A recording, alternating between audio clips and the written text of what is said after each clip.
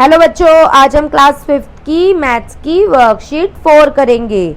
बच्चों, इस वर्कशीट में हमें कोणों की जानकारी दी गई है कि कोण किसे कहते हैं।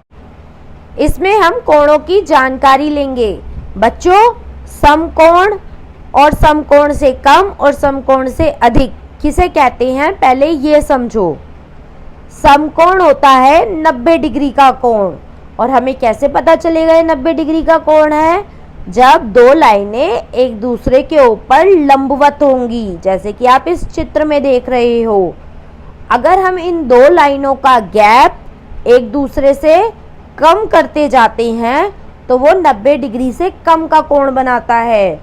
और जब हम इन दो लाइनों के बीच का गैप ज़्यादा करते जाते हैं तो ये 90 डिग्री से ज़्यादा का कोण बनाता है। इसे हम D की मदद से भी कर सकते हैं, जैसा कि आप चित्र में देख रहे हो। D की मदद से हम 90 डिग्री का कोण बना सकते हैं और उससे कम और ज़्यादा का भी। एक बात हमेशा याद रखना, 90 डिग्री के कोण को समकोण कहते हैं। फर्स्ट क्वेश्चन है, नीचे बनी हुई आकृतियों में बनने वाले कोणों को पहचान कर निशान लगाओ।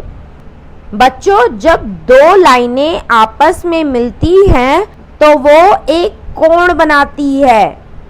वो कोण या तो समकोण होता है या अधिक कोण होता है या न्यून कोण होता है। पहली पिक्चर में हमें कोण ढूंढने हैं।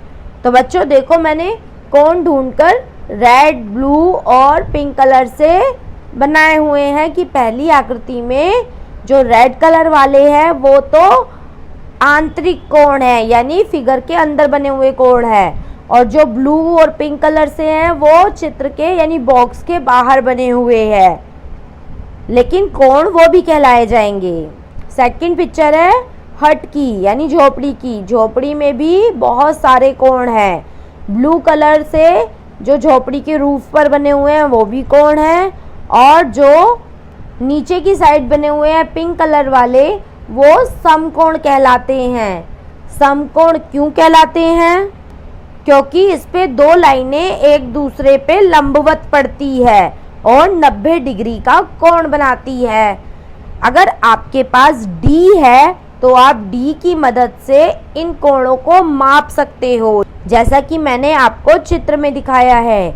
D की मदद से हम इन कोणों को माप सकते हैं और 90 डिग्री का कोण 90 डिग्री पे जाके लाइन बना रहा होगा, इसलिए इसे 90 डिग्री का यानी समकोण कहते हैं। अगली पिक्चर में बहुत सारे कोण बनेंगे, जैसा कि मैंने दिखाया है करके। आप इन कोणों की माप भी D की मदद से देखना कि कौन सा कोण कितने डिग्री का है। लास्ट फिगर में जो कोण बनेंगे वो बनेंगे समकोण, यानी 90 डिग्री के कोण बनेंगे।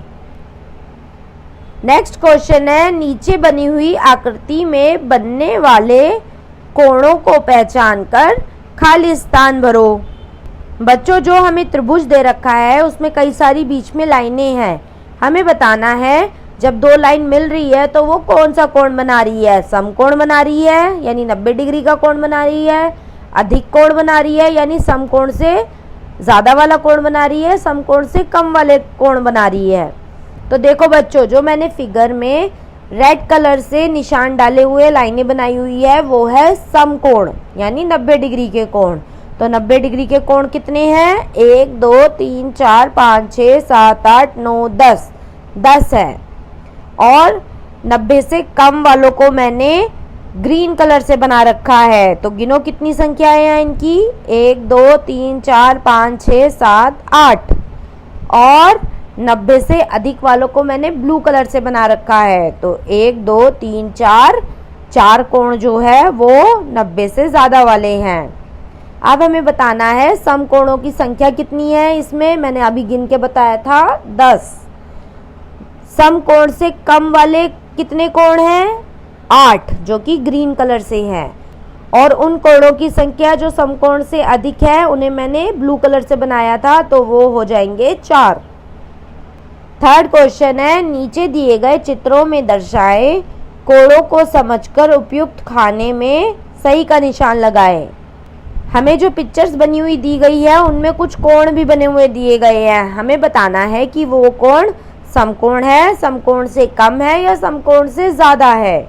तो पहला चित्र कैंची का है। कैंची के बीच में देखो कोण बना हुआ है, तो वो कोण 90 डिग्री से कम का है, यानी समकोण से कम का है। नेक्स्ट चित्र में बाजू पे कोण बना हुआ है इंसान की, तो वो 90 डिग्री का कोण है। आप इसे मापना डी से, 90 डिग्री का ही आएगा। अगला है पतंग का, और पतंग का जो बीच में कोण दे रखा है वो भी 90 डिग्री का है, यानी समकोण है।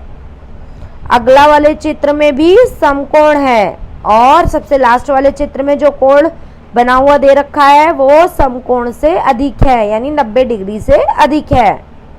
फोर्थ क्वेश्चन है, घड़ी की सुइयों से एक कोण बनाए जो समकोण से कम हो, समकोण हो और समकोण से अधिक हो।